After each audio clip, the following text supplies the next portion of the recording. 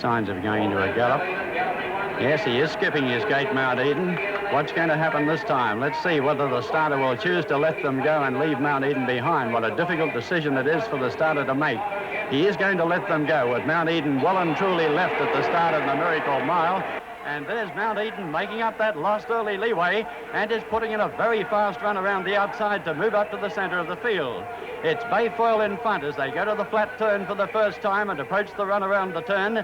Bayfoyle's lead over Deep Court on the outside of Stella Frost, who's in a pocket at the moment and kept there by Deep Court.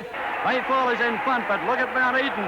Mount Eden going out after Bayfoyle, but the driver has gone for the whip. That early toll could take its toll of Mount Eden, but he's gone to the lead. 2 lengths to go to Bayfoyle, and here's Deep Court putting in a long run, and then Stella Frost, who doesn't look as if she can win. Neutrodon and Manaroo is last. Mount Eden is in front, and the crowd are beginning to cheer as they swing into the straight.